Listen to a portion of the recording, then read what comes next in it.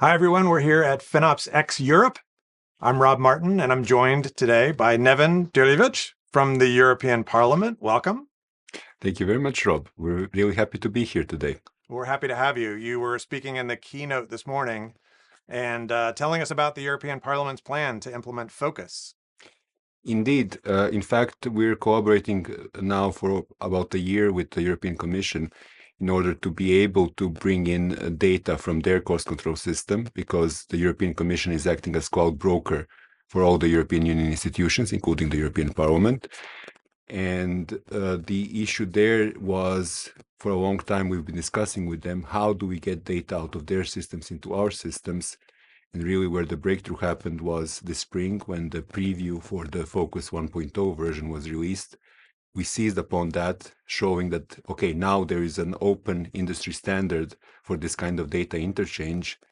Let's build on top of this, and then let's build something that is not only usable by the Parliament to generate and enrich its own cloud data, but also for the other European Union institutions and other bodies.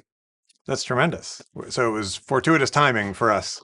Indeed. Getting that out. How are you using the FOCUS data internally as you're pulling this data from the different institutions?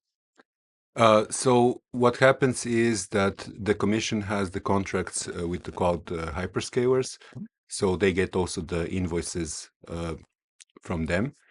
Then they process it in their own system, which they call the Infrastructure Cost Control or ICOCO system.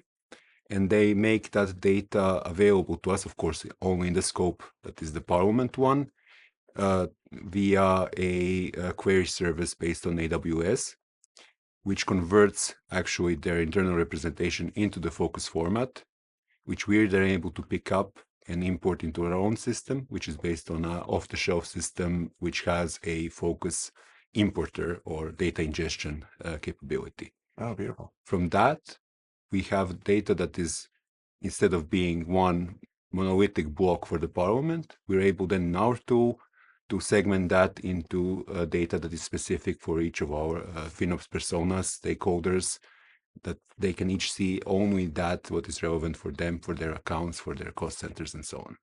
That's great. So you've been able to take advantage of the common terminology then and make the same kind of information available to everyone.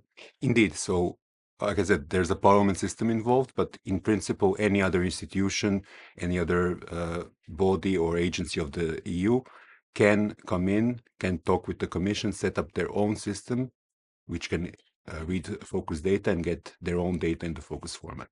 And in fact, here at the conference, we've been informed by one other institution that they are really looking into using that backend that we built with the Commission to get their own data into their own systems. Oh, that's tremendous. Yeah, we love FinOps. We always say FinOps is a people business, right? It's about connecting practitioners from all different kinds of companies, all different kinds of organizations together to share common solutions. So that's great that you were able to make that contact. Yeah, it's really important for us because we're a institution. We use public money. We use citizens' money.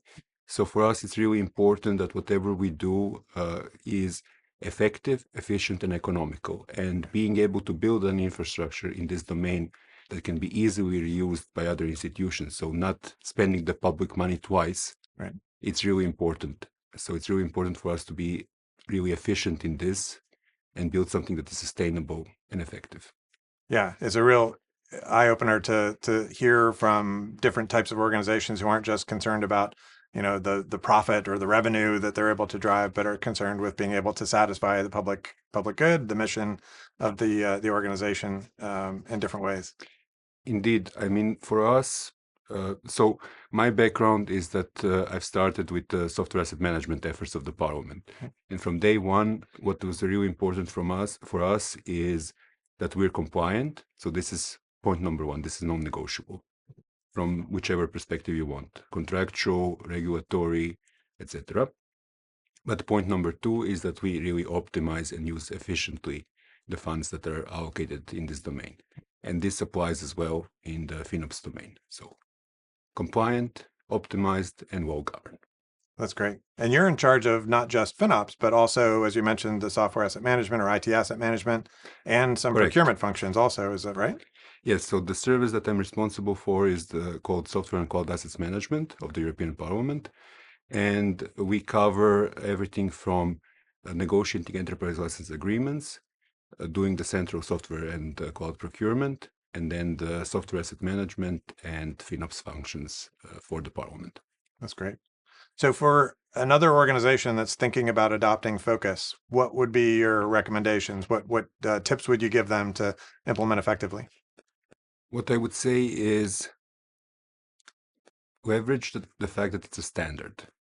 So talk to your providers, educate them that if they do this once with you, it's something that other clients will also be interested in. So they're not doing bespoke work for just one client. They're doing something that is reusable, that is benefiting the community as a whole. What is also very important is to be aware of the limitations of the tools that you have, because of course we had certain challenges setting all of this up, because it is early days of the format, but it's an investment towards the future. So whatever challenges there might be right now, they can be overcome. And once they're overcome, you're building really an infrastructure that is something that can be built upon in the future. I love that point because it is an investment to adopt any sort of tool or change or even standard, and but being able to do that in a way that sort of insulates you from future change as you adopt a different cloud provider or different SaaS providers, Exactly. knowing that data is going to be coming to you in a format you can handle is a relief. One, for example, big benefit that we see from this work, this implementation is while in our own tooling, we still have the native connectors with the specific formatting for the two major hyperscalers that are the most used in the Parliament. We've been able to rely on this connection that we built with the Commission for everything else. So the cloud brokerage fees, but also other cloud services providers. And what this allows us is also that should there be a new cloud service provider coming up that wins one of the public tenders, we actually don't have to do very little to start consuming their data, because the commission will build the connection towards them. It will come into their system. And because we have already the format focuses export out of their system, we'll be able to benefit out of that data directly with very minimal configuration on our end, which is not the case right now. If we want to onboard a new provider, it's a much more involved and complicated and custom process.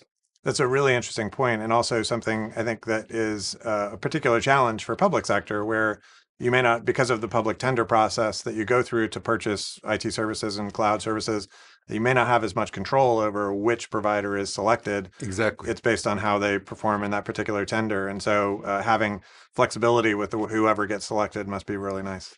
Exactly. It's really important because indeed we cannot pick favorites. We have to be fair, transparent, and provide equal opportunities. So there is a requirements document that accompanies each what we call mini competition within the dynamic purchasing system for cloud services. And simply the one that provides the best quality and price performance according to the criteria of that specific mini competition is the winner. Great. And are you putting focus compliance into procurements that you're doing with some of those vendors? Not at this time, but I could foresee this being something that gets integrated over time because, as I said, in any of our procurements, the most important thing is that we're compliant.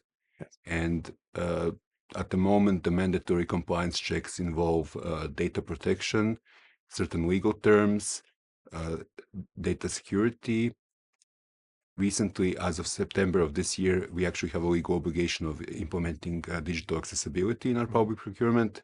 And also there is now regulation coming in place for AI. And within that framework, I can also easily see that open industry standard such as Focus can be adopted as a requirement. That's great. How would you like to see, or I guess tell us from the lessons you've learned implementing Focus so far, where would you like to see the spec go? Where would you like to see additional development or other pieces brought in? So as I mentioned, the service that I'm responsible for actually covers a broad domain, including ITAM on one end and FinOps on the other. So we've implemented Focus in the FinOps domain with the interchange with the Commission for PAS and EAS data. but actually I see a lot of parallels in the SaaS domain, because a big challenge there for really half a decade now, I would say, since the enormous rise of SaaS, especially during the pandemic, is that there's no standardized data formats. So if you want to get SaaS data, both consumption and usage, which is very important, that usage in the SaaS domain is very important. So knowing effectively how often do your users use SaaS products, it's very difficult. It depends really on what the provider gives you as an API. Very often they don't give you even any kind of API. And so you have to rely on indirect approaches, such as using your IAM, so Identity and Access Management System data. And this is simply not a healthy, long-term, stable solution. So if the extensions of focus towards SaaS happen, and if they're adopted by the industry, it would be a huge boon, because it would really increase the transparency, it would really increase the standardization and create that common vocabulary within the domain for the usage of SaaS products. That's excellent. Are you using Focus at all to integrate your own owned cost data, more static cost data, like from on-premises data centers, or other internal costs that you're distributing out to the members?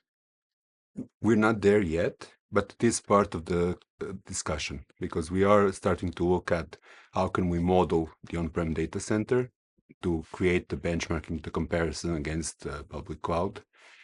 We have as a policy we use before buy, before build, and also when we are building a SaaS before PaaS, IaaS before on-prem strategy.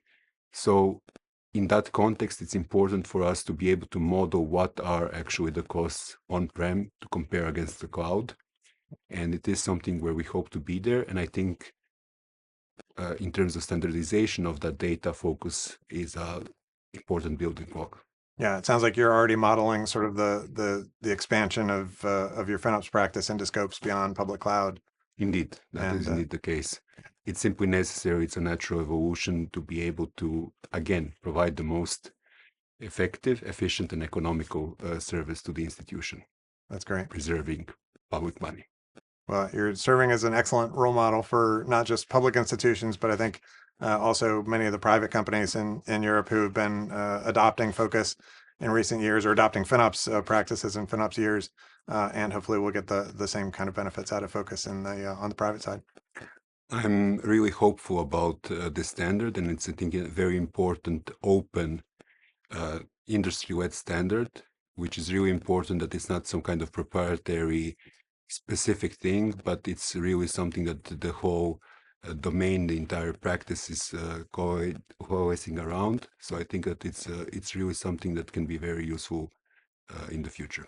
Yeah, I hope so. Probably something we're happy that we're can serve as sort of a neutral organization that can help pull together all the different cloud providers, all the different SaaS providers and vendors who can make this a reality for practitioners worldwide. Indeed. So, all right. Thank you very much. Thank you. Very good to talk to you. Thank you very much. Hey everyone, producer Andrew here. I hope you enjoy this video as much as I enjoy sharing all of these amazing FinOps stories, best practices, and expertise. Please take a moment to like, subscribe, click the notification bell, and leave comments and questions for our speakers. Check out more FinOps X content on our YouTube channel. We appreciate the support.